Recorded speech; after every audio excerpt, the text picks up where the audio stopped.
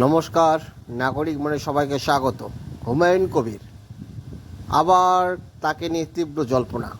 ফের একবার নিজের দল তৃণমূলের উল্টো সুরে কথা বললেন ভরতপুরের হেভিওয়েট বিধায়ক হুমায়ুন কবির। তার দাবি, আগামী বিধানসভা ভোটে তৃণমূলের থেকে একটা বড় অংশের মুসলিম ভোট সিপিএম, কংগ্রেস, আইএসএফে যাবে। আর তাতেই উঠেছে প্রশ্ন, তবে কি ভোটের আগেই তৃণমূল ছেড়ে নিজের পুরনো দল কংগ্রেসে যাচ্ছেন একদা অধীর ঘনিষ্ঠ মুর্শিদাবাদের এই হেভিওয়েট নেতা? যদিও হুমায়ুনের দাবিকে আপাতত গুরুত্ব দিচ্ছে না তৃণমূল।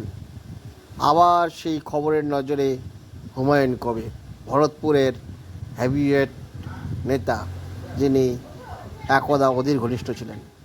তার নিজস্ব পরিসংখ্যান যে আগামী ভোটে অনেক মুসলিম ভোট তৃণমূল ছেড়ে বিজেপি, কংগ্রেস, সিপিএম, আইএসএফে যাবে। এখন দেখা যাক তার এই পরিসংখ্যান বা আশঙ্কা কী হয়। ধন্যবাদ।